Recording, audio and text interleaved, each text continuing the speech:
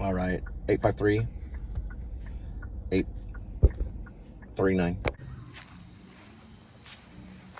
All right, next one, 9044 2.3. That light just turned on right there. All right, so this is the revisit right here. So there you go. Because it's two liters. I know it's two liters. I already dropped one of the liters off, but I usually try to show that. And regardless, going back to the Fury, they all had their own little style of acting. They kind of merged it all together on the same realism plane. It all fit, so they were aware of that probably when they were doing it.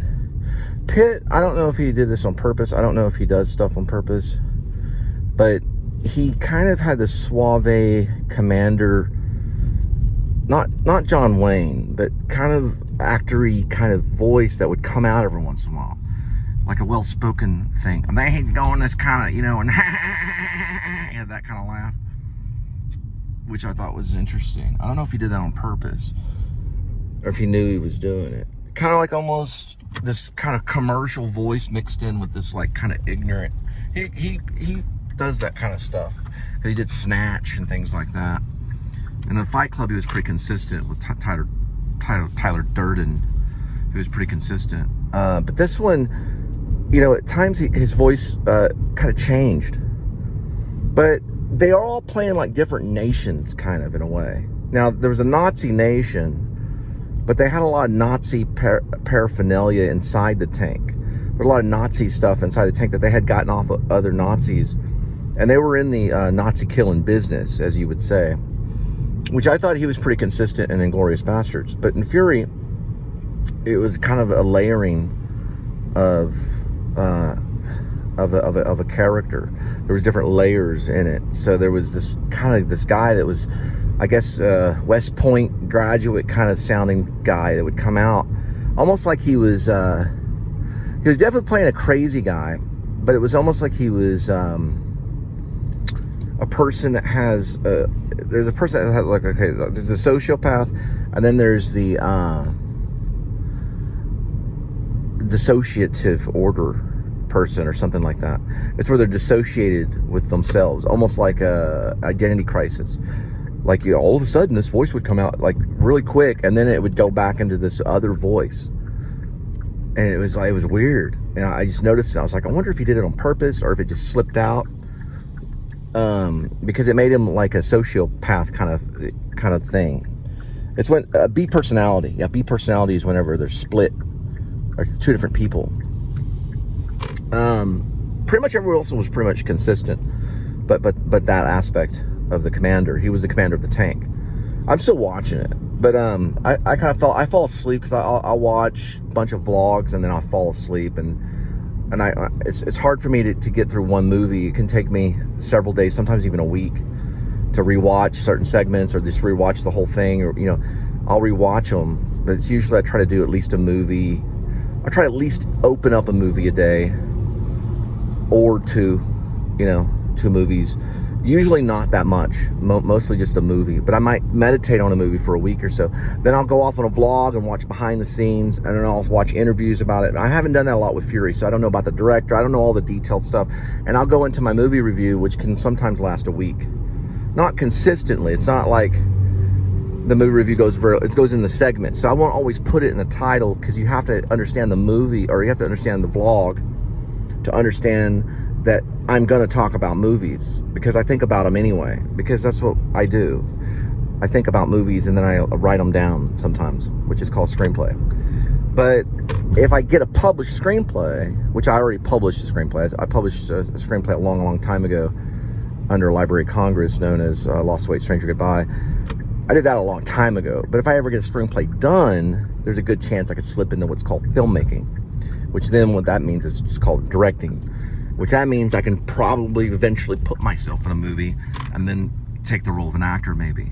I don't know if that'll ever happen, but there's a chance that I could be either a writer or a filmmaker. So I think about them, because not only it's a dream, but it's something I do craft up in words and stuff. So I think about performances because my emphasis in college and in acting has always been, my emphasis has always been in acting. So in college I was an actor and my emphasis has been on acting. So I see it through the eyes of the actor.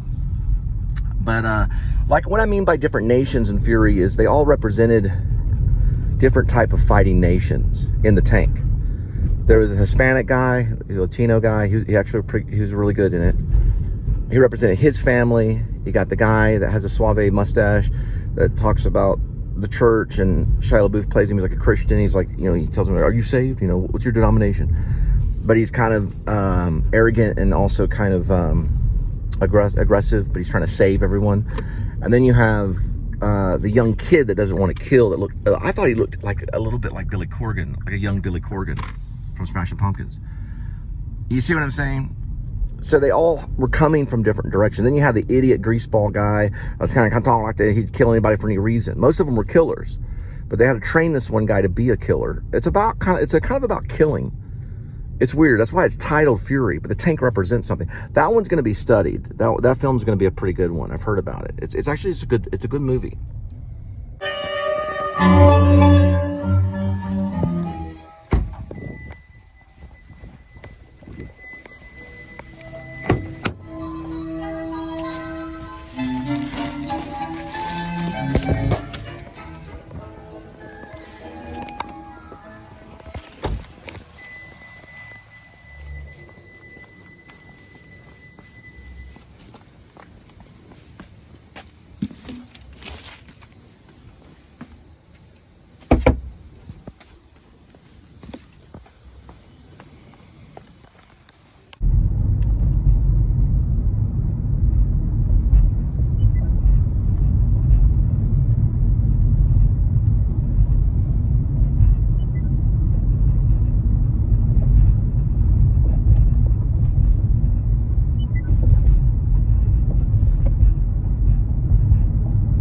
Basically, I got 3 deliveries. I've got these 2 deliveries, and then I have to do a follow-up delivery for this because the paper said 2 liters. I thought they just wrote 2, or it would be 22 liters. It looked like 22 liters, but it's 2 liters. So it should have been the number 2, and then the English word TWO, and then liter. That's one way to write it. Or you could put like a special thing like "see me," and make sure that there's 2 liters. You didn't see both 2 liters at the same time, so it's hard for you to figure out what I'm talking about. I have to work in or revisit, but how fast can someone drink a 2 liter, So they'll just have to drink 1 2 liter and wait a little while and then drink the other 2 liter. Probably a big turnout, but it wasn't like a lot of pizzas. So sometimes they do it on purpose, so they'll have a 2 liter for tomorrow, and so they'll have a 2 liter for tonight, a 2 liter for tomorrow, and they don't have to run by the store for the kids. Let's see if we got any fun and exciting. Yeah, go-karters. Looks like they're just kind of coming in right now at the Rockwood go-karts. And mini golf, which I think they are hiring. Oh man, mini golf.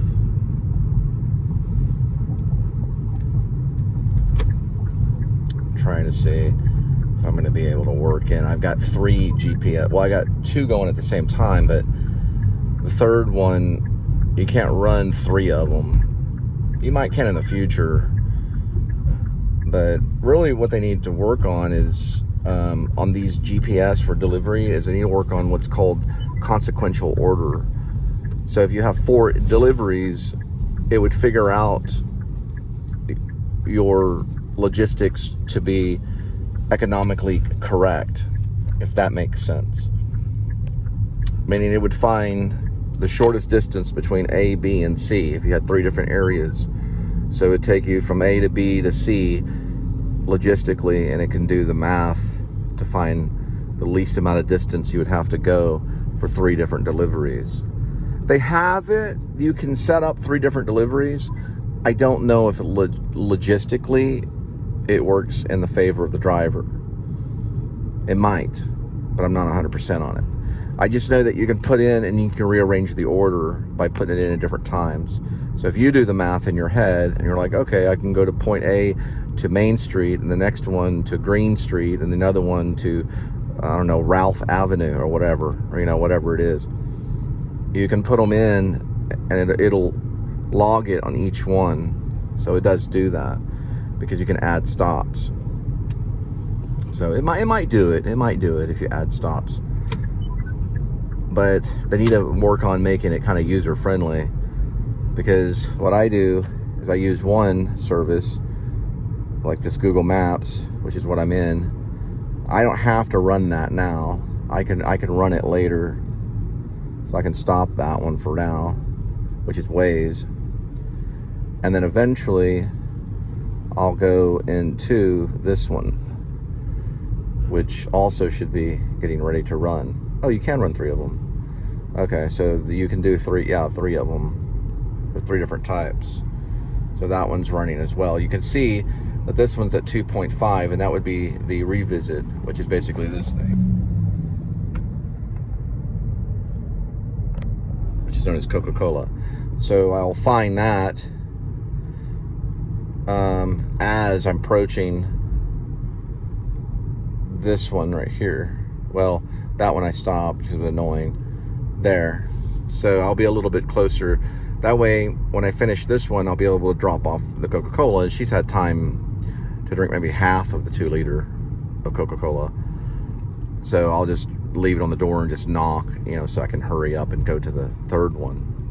This is really just supposed to be a twofer, you know. Anyway, while I'm talking about this, we can talk about another film. When I was talking about Ethan Hawke, I can bring it over to Fury, which is Brad Pitt. Fury's, I think, an important war film. It is going to make my top 10 war films for sure. But it's also an important film for just studying film alone. Now, what they did in Fury, in order to show the tanks in action, and I may label this one Fury if I review it. If not, you'll just have to find it.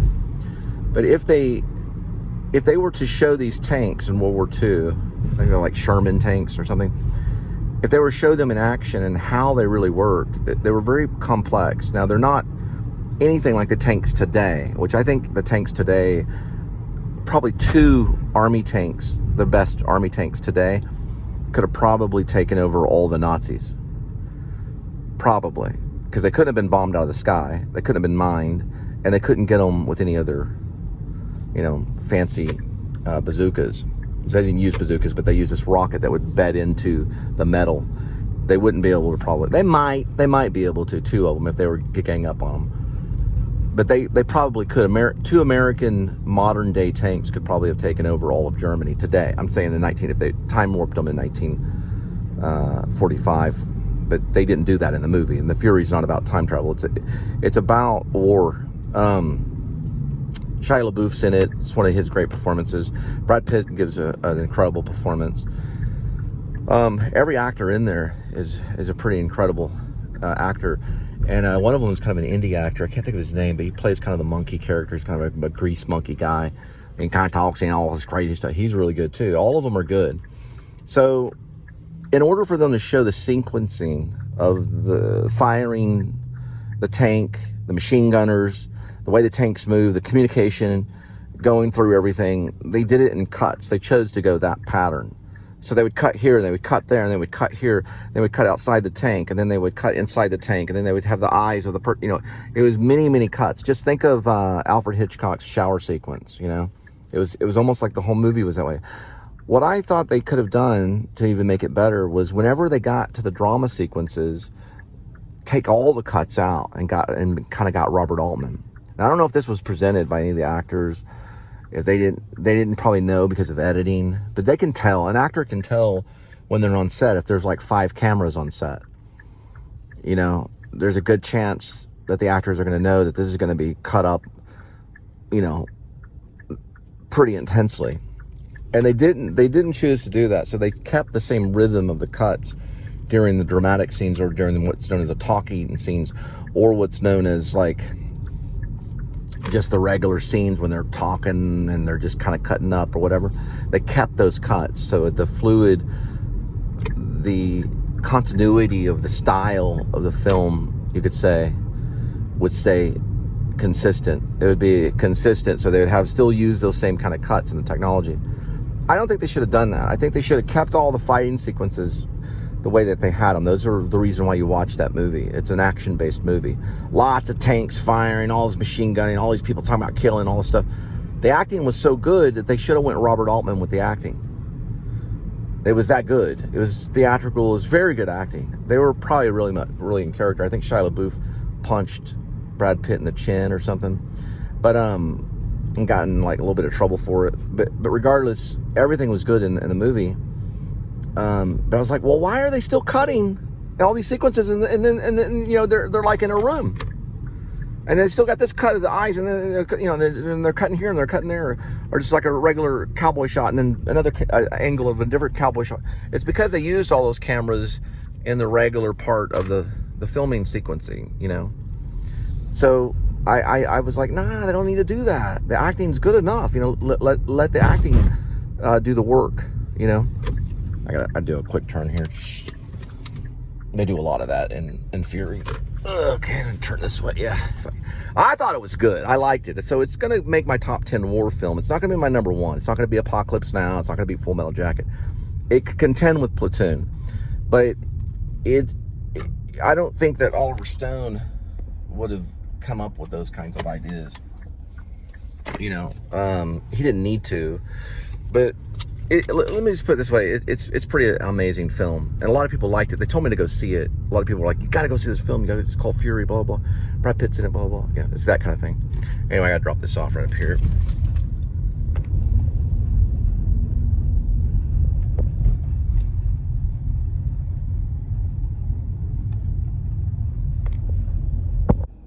'9/20/14, 6.3.